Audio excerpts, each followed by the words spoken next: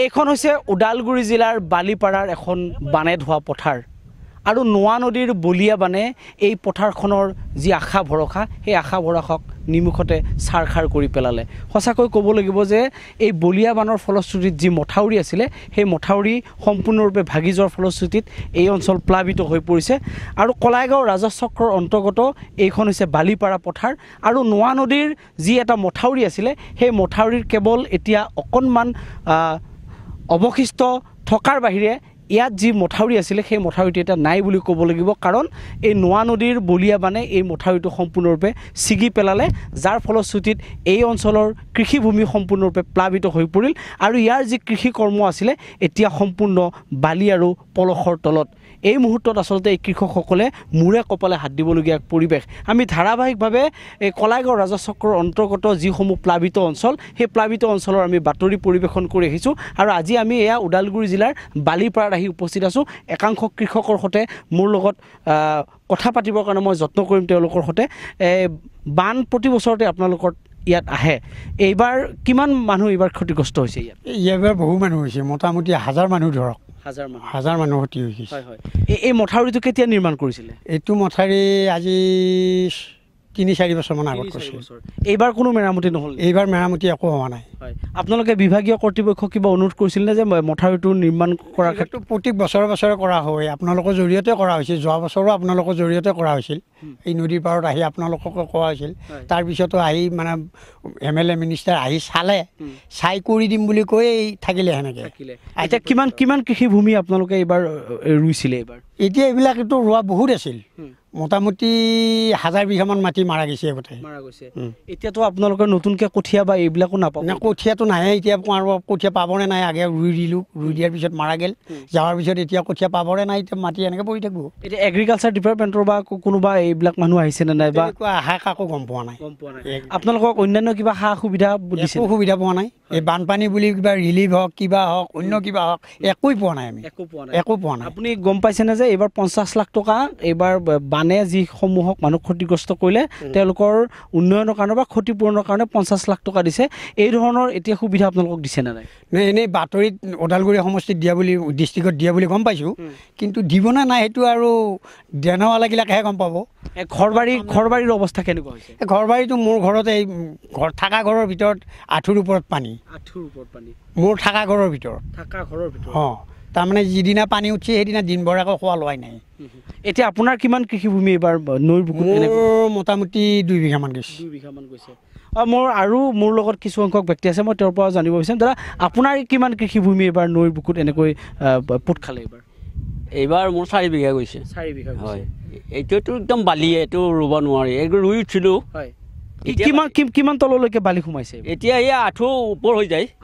হয় আঁঠুৰ ওপৰ হৈ যায় কঠীয়া আছেনে নাই এতিয়া কঠীয়া নাই এতিয়া আৰু কঠীয়া এই মথাউৰিটো যে ছিগি গ'ল এইটো কিমান দিন আগতে ছিগি গৈছিলে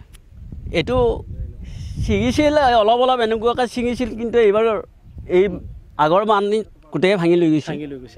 মোৰ সহযোগী ভিডিঅ' জাৰ্নেলিষ্টক মই এটা দৃশ্য দেখুৱাবৰ কাৰণে অনুৰোধ কৰিছোঁ এইখন হৈছে নোৱা নদী আৰু চাওক যি মথাউৰি এটা আছিলে এই মথাউৰিটোৰ অকণমান অৱশিষ্ট ইয়াত আছে বাকী আৰু ইয়াত মথাউৰিৰ কোনো চিন মুকাম নাই বুলি ক'ব লাগিব আৰু সম্পূৰ্ণৰূপে নৈৰ গৰাখহনীয়াই এই মথাউৰিটো ছিগি লৈ যোৱাৰ ফলশ্ৰুতিত এই অঞ্চল সম্পূৰ্ণৰূপে প্লাবিত হৈ পৰিল আৰু এতিয়া কেৱল বালি আৰু পলসৰ এতিয়া মাজত যি তেওঁলোকৰ ৰৌতি মাটি আছিলে সেই ৰৌতি মাটি এতিয়া প্ৰায় 1 আঁঠু তলত আছে বুলি ক'ব লাগিব মই এটা দৃশ্য দেখাবৰ কাৰণে অনুৰোধ কৰিছোঁ আৰু অকণমান তাত থিয় হৈ থকা যুৱকসকলক মই এটা দৃশ্য দেখাবৰ কাৰণে অনুৰোধ চাওক বালি কিমান তললৈকে এয়া পথাৰৰ কিমান তললৈকে সোমাই গৈছে মই নিজেও ইয়াত তললৈকে সোমাইছোঁ মোৰ সহযোগী ভিডিঅ' জাৰ্নেলিষ্টে দেখুৱাই আছে চাওক কেনেকৈ এয়া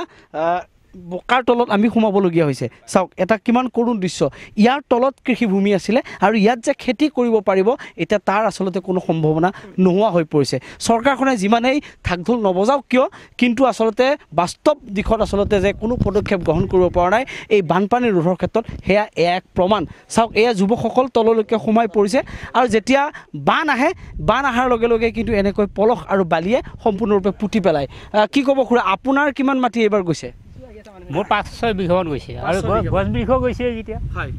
এতিয়া কঠীয়া আছে নে নাই কঠীয়া নাই নহয় কঠীয়া নাই এতিয়া তাত এতিয়া যিবিলাক মাটি বালিয়ে পুতি পেলালে এইবিলাকত আপোনালোকে ৰুব পাৰিব নে কেনেকৈ পাৰিব মৰুভূমিৰ নিচিনা বালি হৈছে ইয়াত কেনেকৈ ৰুম আৰু মৰুভূমি সদৃশ হয় আচলতে এটা মৰুভূমি সদৃশ বুলি ক'ব লাগিব চাওক যেনিয়ে চাই তেনিয়ে দেখিব আপুনি কেৱল বালি আৰু এই এখন সেউজীয়া হৈ থকা এই পথাৰখন এতিয়া এক প্ৰকাৰৰ ইতিহাসৰ গৰ্ভত সোমাই পৰিছে বুলি ক'ব লাগিব চাওক এইখন পথাৰত যে আৰু পুনৰ খেতি হ'ব তাৰ আচলতে কোনো চিন মুকাম নোহোৱা হৈ পৰিছে বাৰে বাৰে বন্যাতই আচলতে হাহাকাৰ কৰিব থাকিবলগীয়া হৈছে কাৰণ এই অঞ্চলৰ মানুহে বিভিন্ন সময়ত দাবী দুবা উত্থাপন কৰিছিল যে তেওঁলোকক সময়মতে ভালকৈ মথাউৰিটো নিৰ্মাণ কৰি দিয়ক তেওঁলোকৰ বেলেগ একো দাবী নাছিলে কাৰণ তেওঁলোকৰ কৃষিভূমি আৰু তেওঁলোকৰ সপোনৰ ঘৰখন ৰক্ষা পৰক তাৰে দাবীত আচলতে জলসম্পদ বিভাগ বা চৰকাৰক আবেদন নিবেদন কৰি আহিছিল কিন্তু সেইখন চৰকাৰে আজিকো প্ৰতি কোনো ধৰণৰ ব্যৱস্থা গ্ৰহণ কৰা পৰিলক্ষিত নহ'ল কি ক'ব আপোনাৰ মাটি কিমান গৈছে মোৰ মতে 5 বিঘা গৈছে 5 বিঘা গৈছে 5 বিঘা আপোনাৰ কিমান গৈছে আমাৰ 5 বিঘাই গৈছে 5 বিঘা গৈছে 5 বিঘা কি আপোনালোকে ৰুইছিল নে নাই ৰোৱা হৈছিলে গোটেই মাটি ৰোৱা হৈছিলে কিন্তু এতিয়া গোটেই পুতি থৈ গ'ল বানপানী আহি কিনে এতিয়া কিবা সাহায্য পাইছে নে নাই সাহায্য পোৱা নাই আমি এই মথাউৰিটো নিৰ্মাণৰ কাৰণে এতিয়া কিবা চৰকাৰে পদক্ষেপ লোৱা দেখিছেনে মানে এদিনাখন আহিছিলে আহি পেলাই চাই গ'ল কিন্তু একো এতিয়ালৈকে একো পদক্ষেপ বুলি পেলাই একো গম পোৱা নাই আৰু কোন আহিছিলে MLA আহিছিলে MLA কি বা আপোনালোকক কমিটমেণ্ট কৰিছেনে নাই অকণমান মানে আহি চাই পেলাই কৈছে আমি এতিয়া একো নকওঁ বুলি পেলাই হয় আহিছিল ইঞ্জিনিয়াৰো আহি গৈছে MP আহিছিল নেকি MP অহা নাই MP অহা নাই হয় ইঞ্জিনিয়াৰ বিভাগীয় যিসকল অভিযন্তা তেওঁলোক এই স্থানলৈকে আহিছিল আৰু চাই আচলতে কোনো ধৰণৰ পদক্ষেপ এই মুহূৰ্তলৈকে যে কৰিব পাৰিছে তাৰ আচলতে সঠিক গাঁওখনৰ মানুহক এই মুহূৰ্তলৈকে জনোৱা নাই চাওক এটা কৰুণ দৃশ্য বুলি ক'ব লাগিব মই অকণমান আগুৱাই আহিবৰ কাৰণে মই চেষ্টা কৰিছোঁ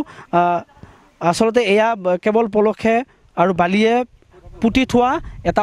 এইটো অঞ্চল এই বিস্তীৰ্ণ অঞ্চলটো এতিয়া কেৱল প্লাবিত হোৱাৰ ফলশ্ৰুতিত এই সুন্দৰ কৃষিভূমিখন এতিয়া বিনষ্ট হৈ পৰিছে আৰু এয়াই হৈছে এক জীয়া প্ৰতিচ্ছবি বানৰ এক জীয়া প্ৰতিচ্ছবি যি বানত কক বকাই থাকিবলগীয়া হৈছে এই অঞ্চলৰ এই বালিপাৰা অঞ্চলৰ কৃষক ৰাইজ এই অঞ্চলৰ গয়া ৰাইজ গতিকে নিশ্চিতভাৱে এই অঞ্চলৰ যি সাধাৰণ সমস্যা বুলি ক'ব লাগিব এই এটা মথাউৰি কেৱল নিৰ্মাণ কৰি দিব লাগিছিল এই মথাউৰিটো আচলতে সময়মতে নিৰ্মাণ নকৰাৰ ফলশ্ৰুতিতে এতিয়া হাজাৰ হাজাৰ মানুহ এনেকৈ বিপদত পৰিবলগীয়া হৈছে হাজাৰ হাজাৰ কৃষিভূমি এতিয়া প্লাবিত হৈ বালি আৰু বোকাৰ তলত সোমাই পৰিবলগীয়া হৈছে